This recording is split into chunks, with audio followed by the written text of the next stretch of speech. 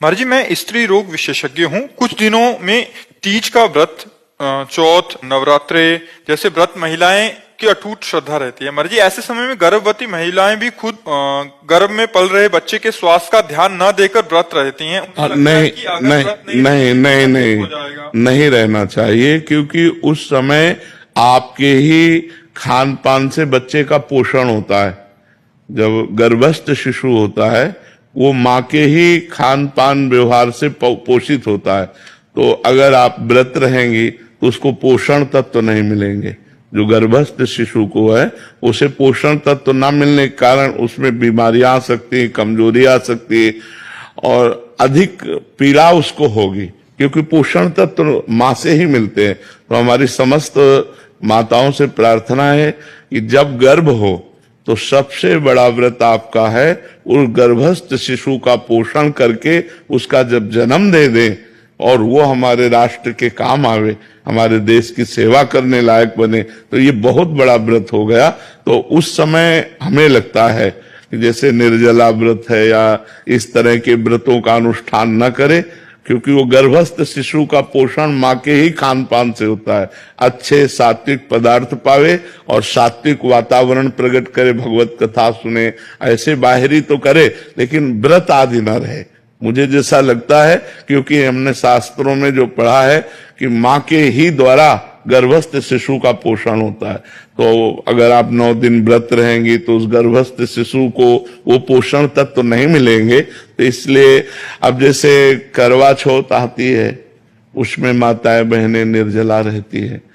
अब गर्भस्थ शिशु को यदि नहीं पोषण तत्व मिलेंगे तो व्याकुल हो जाएगा ना, परेशान हो जाएगा। वो प्रतिक्षण जो नाभि में नली होती है वो माँ के ही उस शारीरिक नसों से जुड़े होती है, जिससे पोषण तत्व उसे जाता रहता है। जिसे नाल कहते हैं ना, नाभि से, हाँ, वो पोषण तत्व जाता रहे। प्रति घंटे जो माँ खाती पीती है उसी से उसका सार तत्व निकल करके उस गर्भस्थ शिशु का पोषण करता है।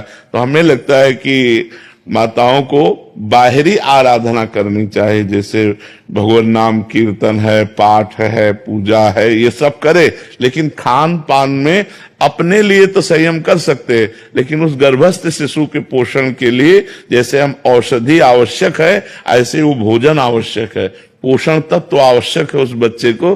तो हमें लगता है उन दिनों व्रत नहीं रहना चाहिए। जी महाराज जी, रेणु साहू जी, ये किसी अन्य का प्रश्न है, कह रहे हैं कि क्या महिलाएं हनुमान जी का व्रत रख सकती हैं? महाराज जी, बहुत सारे लोग कहते हैं कि नहीं रखना चाहिए। यदि आप भगवान मानते हैं तो हम भगवान के सब बच्चे हैं, चाहे स्त्री हो चाहे पुरुष हो, ये शरीर है लेकिन अंश तो हम भगवान के ही हैं। तो हम क्यों नहीं हनुमान जी महाराज की आराधना कर सकते?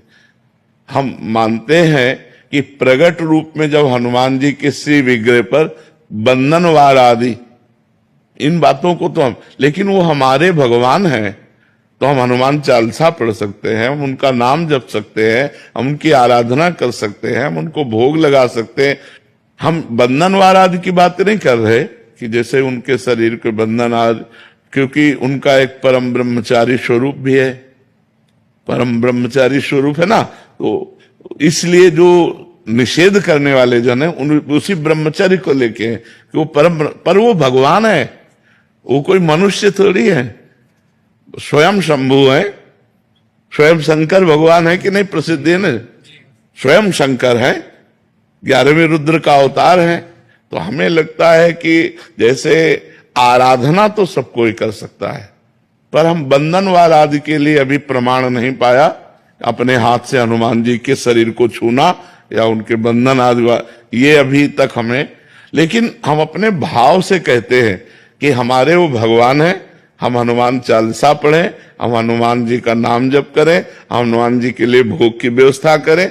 ये मान लो घर में हनुमान जी विराजमान तो रसोई बनाकर बढ़िया सुंदर भोग लगावें, ये सब हम हनुमान जी की आराधना कर सकते हैं।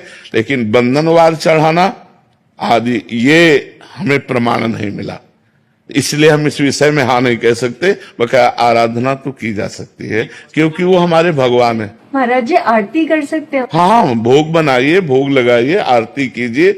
उनका जो श्रीअंग सेवा है उसके लिए, हाँ, उसके लिए हम उसके लिए हम नहीं कह सकते, क्योंकि उनका एक परम ब्रह्मचारी स्वरूप है। वो परम ब्रह्मचारी महान, तो कह दे भाई हनुमान जी सबके हैं, वो हम भी कह रहे हैं। तो ये शरीर धर्म की मर्यादा है। तो हम शरीर धर्म की मर्यादा के अंतर्गत कहते हैं कि बंधनवार चढ़ाना आदि जो हनुमान जी का है वो